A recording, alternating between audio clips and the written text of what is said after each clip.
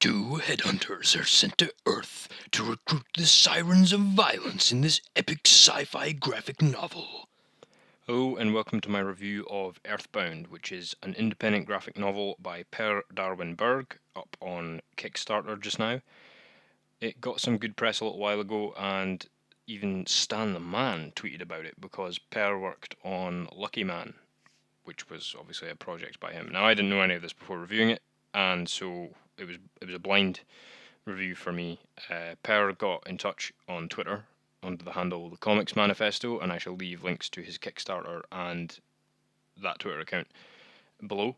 He got in touch and said, can you review this book for me? And I was like, well, yeah, sure, awesome. I was glad that he thought of me because I am still quite a small channel. I like to think I do pretty well for my size. A lot of people are beginning to hear about me, and I keep pretty active, but still quite a small channel. So when somebody approached me to review the book, I was like, wow, pretty chuffed. So he got in touch and sent me the book, and I was like, oh man, I've agreed to this, but what if it's terrible and I have to tell everybody it's terrible? I'm going to feel so bad. But fortunately, it was fucking great. There's a lot to like about this book. I don't like these page-by-page reviews people do. I'm going to just pick out things about it I liked rather than go through it a bit at a time. Partly as well because I don't want you to see it all and I want you to go and read it yourself. The art, for a start, is really good. It's high quality. It's very expressive art, so it's not realistic. It's very comic booky. But it's still very clear. It's not. So it's unrealistic and it's exaggerated and it's very expressive and impressionistic. But it's still very clear as to what's happening all the time. The other thing is to avoid overwhelming your eye too much. Berg uses often color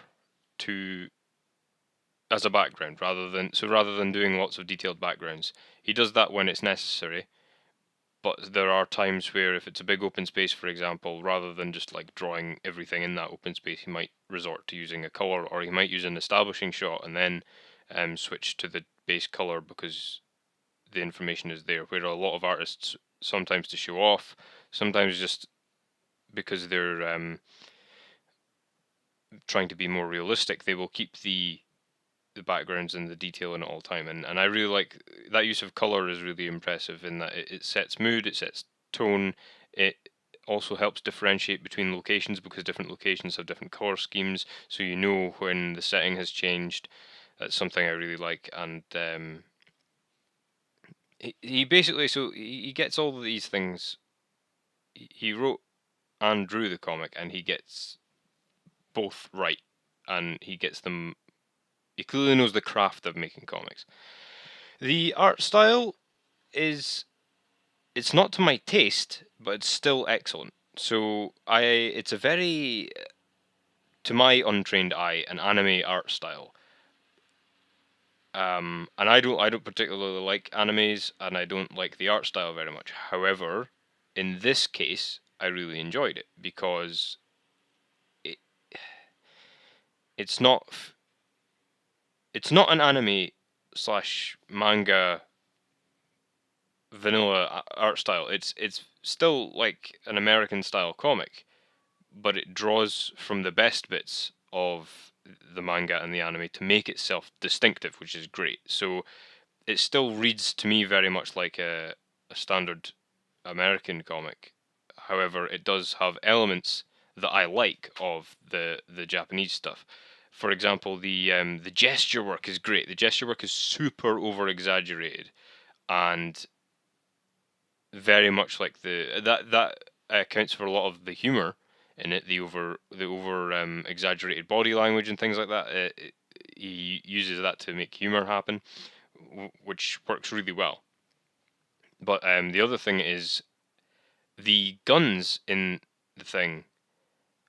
Partly because some of it takes place in a high school, they do not fire like explosions. Like there's no muzzle flashes and bullets flying around. It's almost like if you imagine like a laser gun, that's an actual laser, you wouldn't really see it, and it wouldn't have recoil. You know, it would just, you've had a laser pen before. You know, it would just fire. You just flick the switch, and that's kind of what happens. So all the impact from the shots comes from the person being fired going absolutely like, you know, like just sprawled out and flying all over the place, which is brilliant because it looks a lot less violent, but it still gets across the impact or whatever. And I thought that was a very clever decision. The weapons themselves, I love. They look, they don't look like weapons. So, and I mean that in a good way because it's alien technology, right? So why would their guns look like Earth guns? Well, you know, there's no reason that they should. Their guns look more like they're made of the same material you would use for a tripod or a tent poles or something. You know, it's really really slim and really sleek, but still kind of, you know, the screws and it's a bit misshapen and things like that. And I loved that. I really appreciated that level of design. It makes it distinctive. I can still sort of picture in my head. If you ask me to picture, say, Cable's gun, everybody knows Cable. If you, I imagine me, ask me to picture his gun in my head, I can kind of, you know, it's big and chunky, but I can't really picture it. But like, in this comic, when you ask me to picture the weapons, I can picture them perfectly in my head because they're very distinctive and they do, like I say, they remind me of like a tripod or something like that. It's very compact, sleek. It looks like it doesn't really weigh much, and it's obviously very dangerous, cutting edge alien tech. The story itself, it's interesting because at first glance it looks a little bit derivative. It's got elements of quite a few different things. Like there's elements of Highlander and Battle Royale in there, and at first glance it looks like a kind of just a mishmash of those things, but no, it very much is its own story. And it's not like a super deep philosophical thing. It's just a well-made story. So there's clearly a lot of depth and a lot of history that we don't know about. There's a bit of world building going on. You've got the 13th sponsor, I think their name is the organization's name, which is quite an ambiguous name, and that automatically interested me in regards to, you know, what the hell do these guys do? There's the three main characters they're all interesting. You've got Spaceman, who's just a bit nuts. He's just like a consummate hitman, but he kind of is a bit psychopathic and just he quite likes what he does, but he really is he's a bit psychopathic and a killing machine kind of thing. They have an interesting plot device. I won't give it away for the violence, which makes it less violent. So it would be very grim and sinister if it was just bullets and, you know, killing. But they find a way around that, which is, it makes it just easier to read, and it makes it more approachable for if you wanted to let kids read this as well, or just somebody who's not into violent comics and doesn't want to see people's brains splattered all over the place. They find clever little, or Berg finds clever little ways around that. You've got Julia, who is just she's interesting because she's very feminine but very tough. So she knows how to use her looks and the fact that people will be attracted to her. She also is, you know, a little bit. She's a bit girly in her mannerisms and her body language. She's also just kind of, I guess, pretty. Um, you know, I never know how to describe fucking their drawings, you know, but yeah, I guess pretty, and yeah, she is like, you know, a really good marksman. She can fight. She's extremely devious with her plans and her traps and things that she sets. And then you've got WizKid, who's really quite interesting because he is, out of the three, he's the only one that seems to have a conscience or friends or anything like that, and he quite likes that. Um, they're basically a cartel of hitmen. You don't know why yet. That must get revealed later down the line, but that's what I mean about the story being good and quite intriguing, and it's definitely a page turner. The thing I have found with this book was I didn't actually know what I thought of it. I finished it, and I was like, I liked that, but I don't know what I think of it. And then I thought, well, maybe there was not much to it. And then I was like, no, it's because I just fucking tore through it in 40 minutes, you know? So I went back and read it again and enjoyed it a lot more. I think I read it 3 times altogether, plus flicking through it a few times for review material. And it was a real pleasure to read. And you will be able to read through it again and go back and notice little things. It's not so much like a literature level of, oh, you've got to go back and notice this. It's more a level of, there's so much in there. It's a really dense story. There's a lot going on. It's so much fun. It's a really fun book as well, because, like I say, the art style isn't to my taste, in that I wouldn't go and seek it out. So I really love the art in this, but I wouldn't see it on the shelf and go, oh, that's for me. You know, I would need some convincing. So I'm actually really glad that that this was sent to me. And then the story again is not much to my taste either, because it's maybe not for teenagers, but the characters are teenagers. So I've never been into like teen fiction and things like that. However, that's not what it is. It just appears that way on the surface. So you've got the sort of manga art style, the teen thing, and then you've got the whole thing of like mixing the sci-fi and the hitman aspect. And again, all these things are not generally to my taste, but I found myself really enjoying it. That's always fun when that happens, when you go in with an expectation or without an expectation, and you're pleasantly surprised. And I really enjoyed it. And fun is the operative word for this book. The art is fun. The story is fun. The characters are fun. And then you really want to read more of it because you want more fun. That's not to say it's childish or not well made. It's very much well made, and it's very much something that adults or kids could enjoy. But fun is the key word, and I think we've been missing a lot of fun in our comics recently. You get the attempts at fun, but it's usually quite cynical. If you look at the way Deadpool's gone recently, things like that, they tried to be fun, but it's kind of cynical. You're like, were your jokes made by a marketing team? I don't think these were made by a writer. Whereas in this, it's like, it's just genuine. You can tell that Berg had an absolute blast making this. You can tell. Another thing I really liked was, I realise this isn't a very structured review, but hopefully you're listening to this and picking out things that will make you get a bit of a better idea of what you wanted to see from this, and whether you want to part with your cash on it or not. And I hope you will. But yeah, one of the other things I liked was, because it's quite a crowded story to begin with. And again, before I went back and read it, I wasn't sure who was what and where and why and how. What he does is, you've got, I grouped them into my head in 3 things. You've got the hitmen, who may or may not be aliens. They might actually be human clones, I'm not entirely sure, or even abducted humans. So you've got the hitmen, you've got the actual aliens like the little green men, and you've got the humans. Now, the humans, well, the aliens are drawn like aliens, but, you know, wow.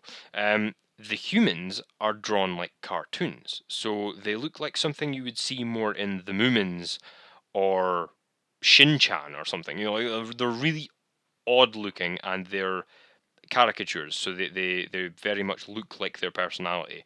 Some of them even look like Muppets.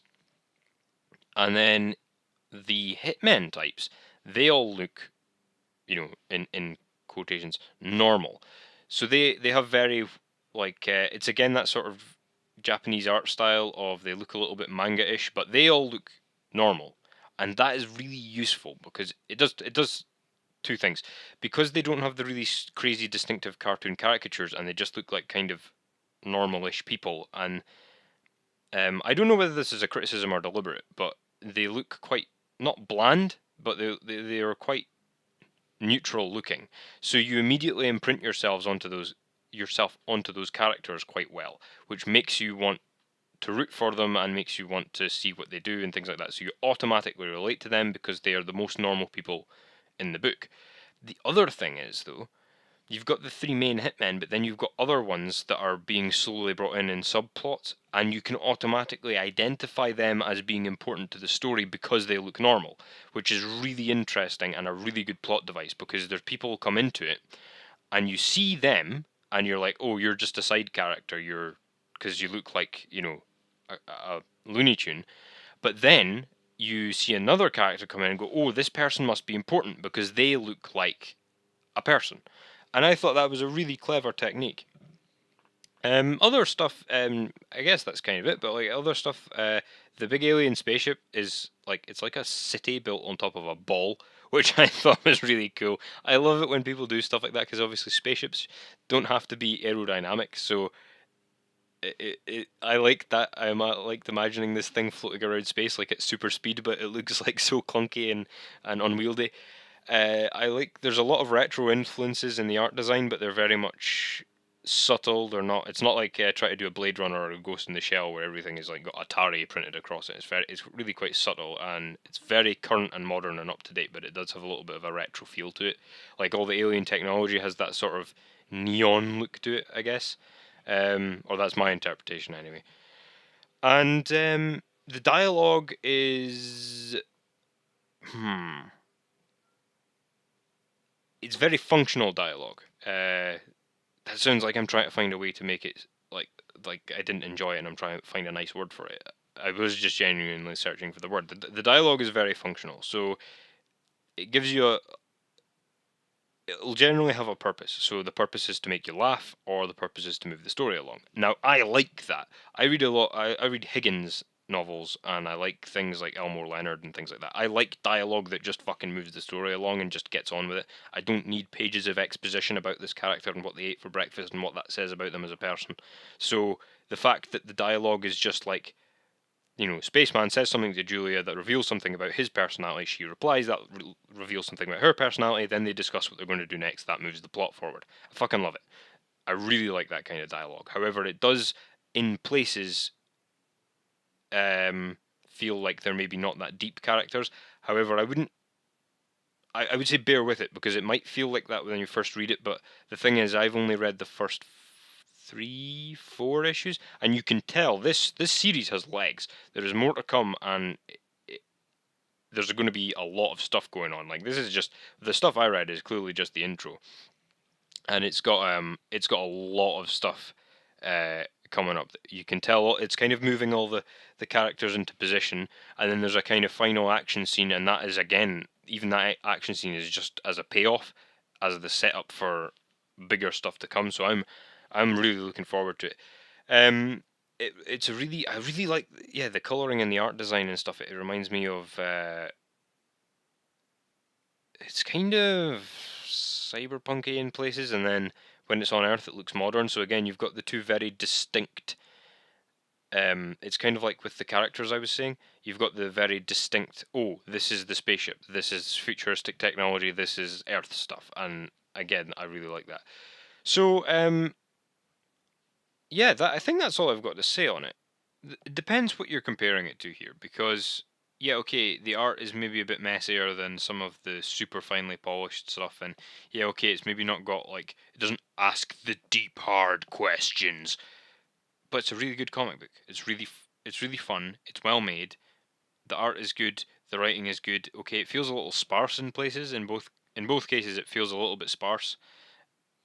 But it doesn't matter, because the story moves along so fluidly and so organically that you just find yourself enjoying your way through it. And as if you're a creator, I could imagine you would learn a lot from this book if you were to buy it and analyze it and try and replicate some of what's been done here, regards to layouts and composition and the way the art is done.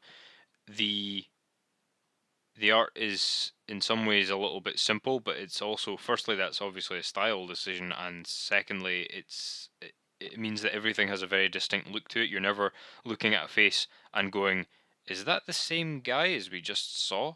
Because it is, because the simplistic art style has meant that the faces and characters are all quite easily identifiable.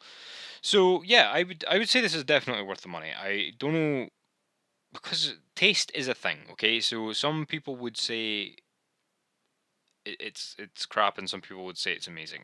If I'm comparing it to, the likes of your 2000 AD and stuff like that, it's probably better than that. If I'm comparing it to Spider-Man, etc., definitely better than that. If I'm comparing it to Daredevil, Man Without Fear, okay, it's not on that level. But, that's a classic, so what do you want? I would say worth the money, worth the time, and it's an absolute treat to read. So let me know what you think of this style of review. It's not that different from my normal style of review, but generally I don't do straight up reviews. I'll do like an issue, like I'll focus on one aspect of a comic and talk about that. But this is basically, yeah, straight up review. It's not a chronological one, but it is. So let me know what you think of this. Let me know if you think I'm accurate. Please go and buy it, and then let me know if you think that my review was sound. And let me know if you like this format, or you'd prefer if it was more structured, or that I went through it from beginning to end, or something like that. Yeah, so let me know about all that. Let me know what you think of the book. Go and follow the Comics Manifesto on Twitter. Go donate to the Kickstarter. All that stuff. And yeah, I really hope you enjoy this, and I hope you have good fun reading it. I know I did. And thank you all for watching, and I will catch you in my next video. See ya.